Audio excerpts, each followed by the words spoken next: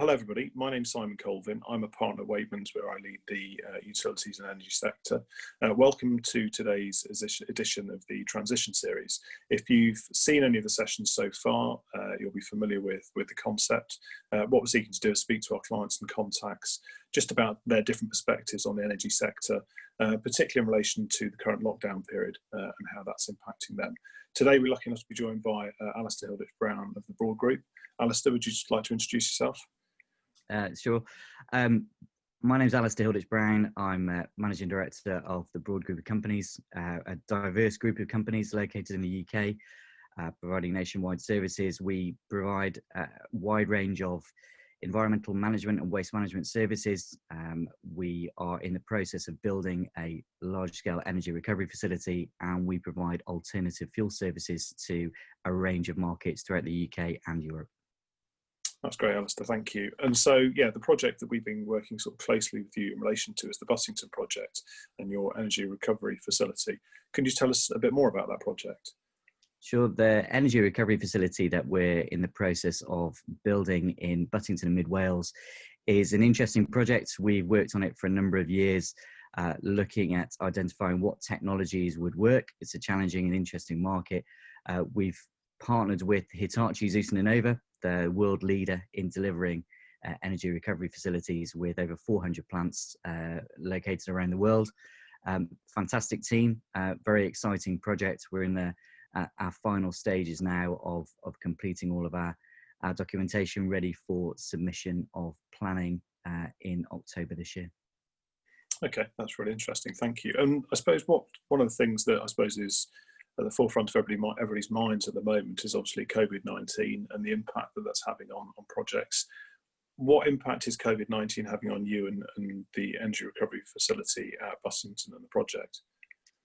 Fortunately, a lot of the work that was required to be undertaken on sites, such as ecology and habitat, had been undertaken. So problems associated around travel limitations as a result of COVID-19 have been limited in the project. We have had a couple of delays in terms of people that were flying into the country to carry out surveys on site, which has put things back a number of weeks. Other than that, we've been quite fortunate in the project as a whole. Very good. Okay, thank you. And has there been any impact in terms of, I suppose, your engagement with regulators and decision makers? Have you seen any, I suppose, have they been inhibited by COVID-19 and their ability to engage with you and work with you in relation to the project? There have been, in terms of the project at Buttington, because it's a DNS project, a development of national significance, there's pretty stringent guidelines that we need to follow to make sure that we adhere to all the structures that are required. One of those complexities is ensuring that we hold public consultations. So in the current environment with COVID-19, we were working closely with NRW, Natural Resources Wales, PINS, the Planning Inspectorate in Cardiff, and Welsh Government to ensure that we meet the requirements which are required of us in terms of our statutory obligations, and don't miss any public engagement, which is incredibly important for a project like this. So PINS and NRW have been fantastic.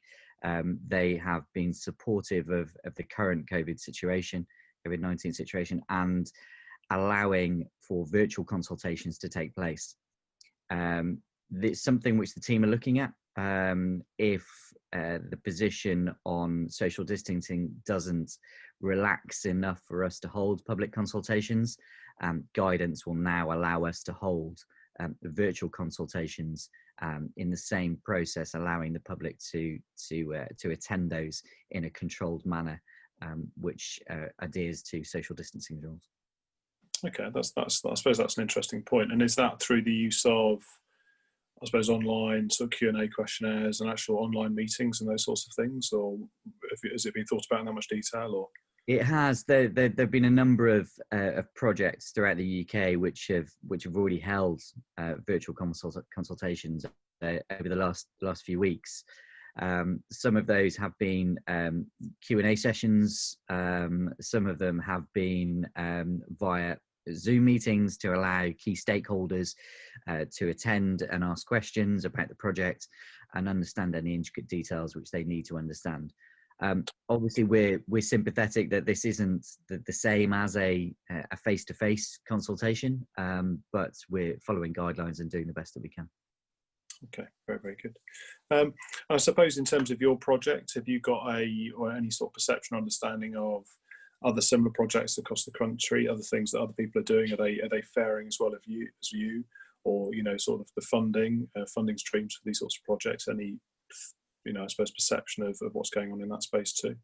I think from a funding perspective, I mean, one of this project in particular that we worked with yourselves on at Waitmans and the team in securing some project funding with our partners Low Carbon. Not everybody is in a fortunate situation like ourselves to have a strong partner on board. So the market is looking at infrastructure projects as an opportunity for capital investment, but they're also treating this with an element of caution, looking at how things pan out with this COVID-19 over the next few weeks. Okay, very good. And I suppose in terms of just some of the future elements of the project as well, and some of those things that need to be put in place in terms of fuel supply agreements, energy offtake, and all those good things. How is that being impacted in terms of COVID-19, and I suppose those are things that need to be done, but what's your thinking around those sorts of things at the moment? I think in terms of framework agreement for feedstock supply, we're fortunate to be in an industry that isn't highly impacted by COVID-19 in a way that maybe retail or hospitality sectors have been. We're not reliant on people to walk through the door to generate revenue. So in terms of feedstock supply, they're working towards a conclusion. In terms of our grid connection, etc., that was all underpinned and sorted prior to this awful pandemic that we've entered into. So, as a whole, there haven't been huge touch points which have been impacted massively by the current pandemic. Okay, that's interesting. Thank you. And I suppose one thing we've talked about before, but what I suppose your appetite for future projects and sort of the learning from the project you're involved in at the moment. Just a few comments on that. I think as a team, as a team as a whole, we're very interested in looking at new projects and new alternative projects, either in the same area that we're working on now in terms of development of energy recovery, or as the market evolves and changes. There's certainly a team which are looking at some R&D opportunities around plastic recovery. We're working with the team at Peel on looking at bolting on some hydrogen facilities for our plants at Buttington. There are a number of opportunities out there at the moment which will create a future pipeline for the business. Yeah, it's interesting, isn't it? Because I suppose one of the things that's been crossing my mind is just thinking around, obviously, sort of the closing down of markets for recycle overseas, obviously the need for greater investment in this country. I suppose the inability to export material to other countries. There's been a lot of talk around COVID in terms of the need to landfill material. You speak to some of the larger operators talking about the creation of fleets of energy recovery facilities. So I suppose that's just a pattern and a trend that you see. I suppose you're living and breathing then, really. Yeah, I think if you look at the industry news, certainly over the last few weeks, there's been a lot of traction back again now within energy recovery, with material, not necessarily with the landfill tax, which is increasing, but also with the tax which has been placed on RDF over in Europe. So that impacts the possibility to send material overseas.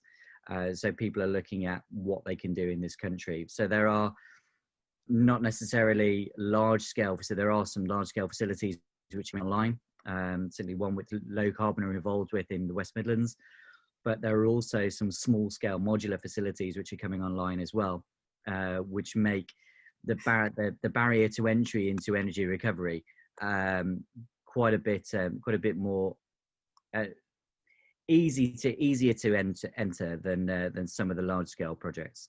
So more interesting for smaller operators looking to get into this market. Okay, understood. That's really, really interesting. I know, it's been good to work with you and your team up until now on all of these projects. Looking forward to working together with you on future projects. But thanks for your time. And for everybody else that sort of logs into the session to watch and to view, if you have any questions, you'd like any further information, please just get in touch. If it's for Alistair, then happy to pass those on. But encourage you to like and share these recordings. And as I said, any questions, just let us know. Thank you. Thank you.